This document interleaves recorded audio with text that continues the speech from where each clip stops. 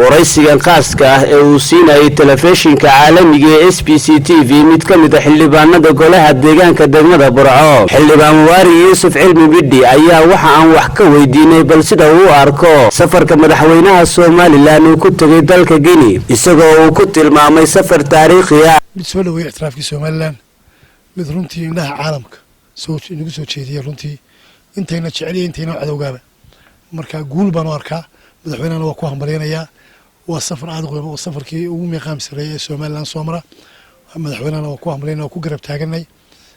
wuxuu ahaa runtii safar taariikhi oo safarkani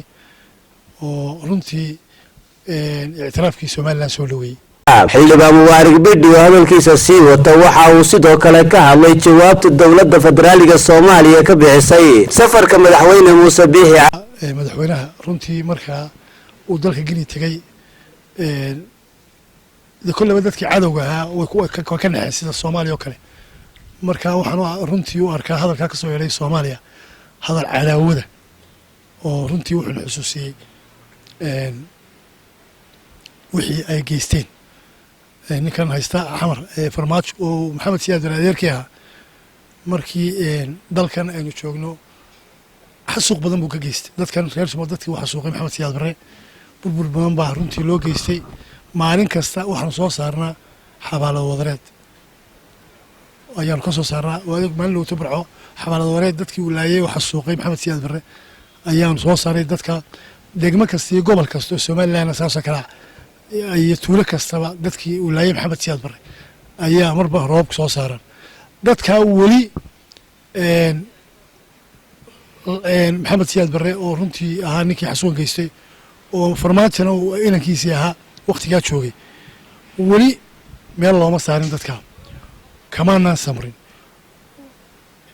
daldan oo dhisan ayuu burburiyo diyaarada garaacay lama arag diyaarada intay kacdo dub u duqeysa meesha ka kacday runtii waxaa naga maqan hanti badan oo Soomaaliya naga maqan baa jirta oo aan ka samrin oo wali aan leenahay oo adduunka ka codsanay in laga soo celiyo Soomaaliya arintii baa kamid ah maraakiib baa kamid ah lacag badan baa kamid ah bafante waxaa soo dhan baa naga maqan haddana maanta iyagoo xasuuqay oo maaragtay ayay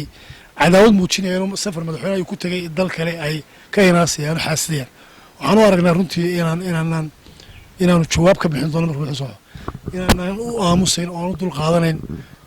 dawladda farmaajo hogaaminayo cadaawadda ay reer Soomaaliland iyo dawladdeeda iyo madaxweynaha muujisay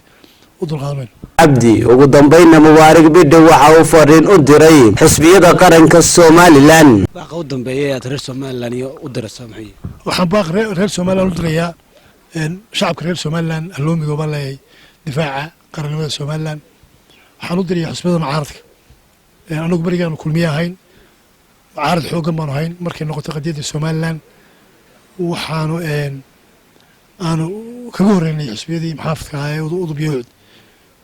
annaga meel walba runtii ugu horeynay annaga abaabul jirnay markaan kulmiyahan maanta waxa looga baahay xisbiyada mucaaradka ee udiyo wadani inay sidoo kale yeelaano oo ay runtii qadiyada Soomaaliland iyo difaaceeda iyagu ay hormuud ka noqdaan ayaa loo baahan yahay marka de waxa leeyahay wadani iyo qadiyada Soomaaliland hal loo difaacdo ayaan la Cabdullaahi Jaamac SBC TV magaalada Burco.